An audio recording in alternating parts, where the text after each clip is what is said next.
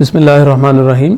آپ نے جیسا کہ سوال کیا کہ میں نے دوسری شادی کیوں کی ہے، تو اس ضمن میں بہت سے دوستوں نے، خیر خواہوں نے یہ سوال سنجیدگی سے بھی، شدت احساس کے ساتھ، یا جو بھی ان کی کیفیت تھی اس میں انہوں نے مجھ سے پوچھے ہیں۔ میں وہی کہوں گا جو پہلے دن سے میری ترجیح تھی، اور ایک خاص وقت تک جب فسق میں مبتلا رہے، جیسا کہ اکثر لوگ، ان کا معاملہ اس سوسائٹی میں فاسقین کا معاشرہ ہے اور اسی کے اثرات ہمارے اوپر آتے ہیں۔ اللہ تعالیٰ نے جب توفیق دی دین کی طرف آنے کی، اور ڈاکٹر اسرار احمد رحمہ اللہ اس کا ذریعہ بنے ہیں، ان کا ترجمہ قرآن اور ان کے ساتھ ایک تعلق اور رجوع القرآن کے ذریعے مزید اللہ تعالیٰ نے دین کو سمجھنے کا موقع عطا کیا، تو اسی وقت یہ اللہ تعالیٰ نے ارادہ کرنے کی بھی توفیق عطا فرمائی کہ جو بھی دین کے جتنے بھی اجزاء ہیں ان تمام پر میں عمل کرنے کی کوشش کروں گا۔ اس میں اس کے بہت سے پہلو ہیں، ایک اس کا شعبہ معاشرتی زندگی کا بھی ہے، اور اس میں خاص طور پر ہمارے اس ایریا میں، بر عظیم پاک و ہند میں، دوسری شادی کو جیسے کوئی کبیرہ گناہ سمجھا جاتا ہے اور ایک گناہ جو ہے وہ تصور کیا جاتا ہے، بلکہ ایسی کیفیت لوگوں کی ہو جاتی ہے جیسے کوئی کفر انسان کر بیٹھا ہے۔ تو میرا یہ شروع سے ارادہ تھا، اور میں نے اپنی پہلی وائف کو شادی کے فوراً بعد یہ بات بتائی تھی کہ میں دوسری شادی بھی، جیسے ہی اللہ تعالیٰ نے کوئی بہتر موقع فراہم کیا، کوئی دینی ترجیح رکھنے والی پڑھی لکھی ذہین خاتون جو ہے وہ مل گئی، اچھی مینٹیلٹی والی، جو اس دین کے کام میں میری ممد و معاون بن سکے، تو میں انشاءاللہ یہ کام کروں گا۔ تو اللہ تعالیٰ نے موقع فراہم کیا، اور میری ترجیح احیاء سنت ہی تھی، اور اس کے مطابق الحمدللہ میں نے اس کام کو کیا، اور یہی جواب میرا اپنے تمام ساتھیوں کو رہا ہے۔ پھر ایک عجیب بات یہ ہے، جیسا کہ اس کی تفصیلات کے حوالے سے آپ بات کر رہے ہیں، تو میں کچھ بات آپ کے سامنے رکھ دیتا ہوں کہ جب میرے ذہن میں یہ بات آئی تو ظاہر ہے میرے ساتھ پوری ایک فیملی تھی۔ میں نے یہ بات سب سے پہلے ابو جان سے کی، تو ماضی میں چونکہ میں نے بھی انہیں دوسری شادی کے لیے سپورٹ کیا تھا، جو اگرچہ ہو نہیں پائی تھی، تو ان کی طرف سے فطری طور پر مجھے تعاون مل گیا۔ امی کی طرف سے کچھ ریزسٹنس کا تھا خطرہ، لیکن انہوں نے بھی بالکل ریزسٹ نہیں کیا، بلکہ کہا کہ ٹھیک ہے بیٹے کریں۔ اور بہن بھائی وہ بھی خوش، سبھی خوش، حتیٰ کہ میرے یعنی پہلے سسر اور پہلی ساس جو ہیں وہ بھی خوش، بلکہ جیسے ہی سسر کو پتہ چلا تو انہوں نے کہا کہ آپ کا نکاح میں پڑھاؤں گا۔ اور میں یہ سمجھتا ہوں ذاتی طور پر، اور یہ غیر معمولی بات ہے جو انہوں نے کہی، یعنی ایسا نہیں ہوتا عام طور پہ، اور میں ذاتی طور پر یہ سمجھتا ہوں کہ یہ بانی محترم رحمہ اللہ کی شادی کے سلسلہ میں اور معاشرتی زندگی کے حوالے سے جو ہندوانہ تصورات کی جو نفی کرتے رہے ہیں، اور ان کے جو ماتحت یا ان کی تربیت کے تحت جو لوگ رہے ہیں، ان میں سے میرے سسر بھی ہیں، تو ان کی تربیت کے اثرات ہیں جن کا ظہور اس انداز سے ہوا کہ انہوں نے فوراً اس بات کو ایکسیپٹ کیا سیکنڈ میرج کے لیے، اور انہوں نے ایکسیپٹ ہی نہیں کیا بلکہ اس چیز کو سراہا اور کہا کہ نکاح میں پڑھاؤں گا۔ پھر غیر معمولی بات، جب میرے وڈ بی سسر میرے پاس بیٹھے تھے گھر میں آ کے، تو اچانک یہ بھی آ گئے۔ میں نے تعارف کروایا کہ یہ سسر ہیں، اور اس طرح بات آگے بڑھی، تو انہوں نے فوراً ان کا بازو پکڑ کے اپنے پاس بٹھا لیا۔ انہوں کہنے لگے آپ کی بیٹی علی کے عقد میں ہے، تو آپ اس ساری بات کو کیسے دیکھتے ہیں؟ فوراً انہوں نے بغیر کسی جھجک کے یہ سوال کر دیا۔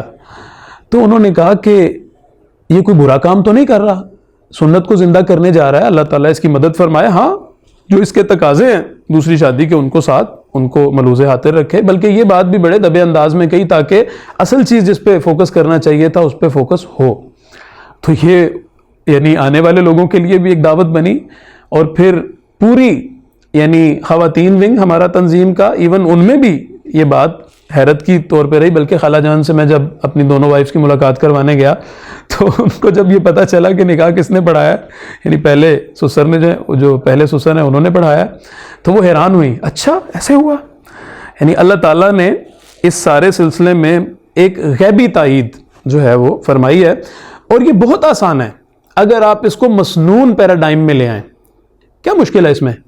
اللہ تعالیٰ نے بیٹی پہ کوئی بوجھ ڈالا ہی نہیں ہے، لڑکے پہ بوجھ ڈالا ہے۔ اللہ تعالیٰ نے ہمیں جگہ دی تھی، موقع دیا تھا اور صلاحیت دی تھی، ہم نے اس کام کو کیا مسنون طریقہ سے الحمدللہ. پہلا بھی مسنون طریقہ سے ہوا, دوسرا بھی مسنون طریقہ سے ہوا, کوئی بوجھ نہیں آیا, کوئی اس قسم کے جو بھی خرافات ہیں وہ نہیں ہوئی الحمدللہ. مسنون پیراڈائم میں ہم نے اس کام کو کیا ہے. اس کا نتیجہ ہے اللہ تعالیٰ نے پھر اس تعلق میں برکت پیدا فرمائے.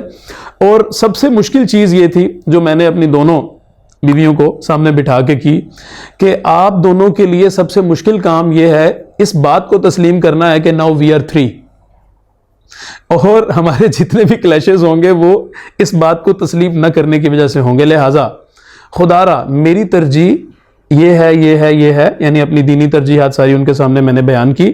آپ کے ساتھ اس تعلق کو قائم کرنے اور اس تعلق میں مزید ایک کا اضافہ کرنے کا مقصد کیا ہے کہ ہم اس دین کے کام کو اور زیادہ قوت کے ساتھ اپنے گھر سے شروع کر کے پورے معاشرے تک اس کو ہم پھیلائیں. اس کی ضرورت ہے. تو الحمدللہ یہ اللہ تعالیٰ کا ہی فضل ہے, خصوصی فضل. ہم جتنا اس کا شکر ادا کریں کم ہے کہ پھر اللہ تعالیٰ نے ان دونوں کے دلوں میں محبت پیدا کی اور وہ آمنے سامنے کمروں میں انتہائی خوشی کے ساتھ رہ رہی ہیں. یعنی منزل کا بھی فرق نہیں ہے, ایک رائٹ کمرہ ہے, آمنے سامنے جو ہے وہ ان کے کمرے ہیں. اور میرا ایک بیٹا تھا پہلی وائف سے, ہے الحمدللہ, حسین ابن علی. اس کے ساتھ جو میری جو سیکنڈ وائف ہیں ان کا یہ خیال تھا, انہوں نے مجھے اس چیز کا تذکرہ کیا کہ مجھے لگتا تھا کہ شاید یعنی میری جو پہلی وائف ہیں وہ اس کو میرے قریب نہ آنے دیں, لیکن انہوں نے آنے دیا.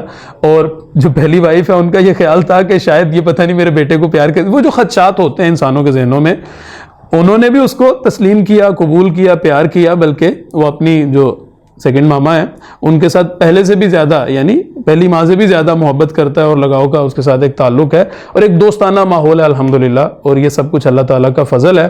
میں سمجھتا ہوں کہ اس کا تعلق خاص طور پر مرد کی عورت کی تربیت کے ساتھ ہے. اگر مرد کی اپنی ترجیح آخرت ہو, اللہ تعالیٰ پہ بھروسہ کرے اور اپنی عورتوں کو بھی وہی ترجیح سکھائے اور مسنون پیرائے پہ اس سارے تعلق کو آگے بڑھائے, مسنون شاہراہ پہ, تو اللہ تعالیٰ ان تمام چیزوں کو آسان فرما دیتے ہیں.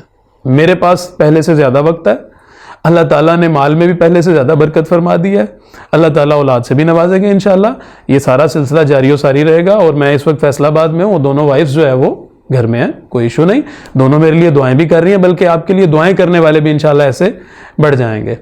تو اس سلسلے کو یعنی یہ جو ہندوانہ مزاج ہے اس کو توڑنے کے لیے ہمیں رسول اللہ صلی اللہ علیہ وسلم کی اس سنت کو زندہ کرنے کی بھی ضرورت ہے. ٹھیک ہے, یعنی فقہی طور پر ہم اس کو واجب تو نہیں کہہ سکتے, لیکن مستحب تو ضرور ہے, پسندیدہ ضرور ہے. اور جو لوگ اس کے اہل ہیں اور پھر بھی ایسا نہیں کر رہے, انہیں تو اس بارے میں سوچنا چاہیے کہ کتنے % لوگ یا بیٹیاں اس حوالے سے ان کے اس اقدام نہ کرنے کی وجہ سے اپنے گھروں میں ہی دم توڑ رہی ہیں اور اپنی زندگی ان کی جو ہے وہ نیچرل انداز سے نہیں بلکہ ان نیچرل انداز سے گزر رہی ہے. اور اس کے پھر وبال قیامت والے دن وہ کیسے بھگتیں گے اور اس کا کیا جواب دیں گے, یہ مشکل ہو جائے گا. اللہ تعالی ہمیں مسنون شاہراہ پر اپنی معاشرتی زندگی کو استوار کرنے کی توفیق عطا فرمائے. آمین یا رب العالمین.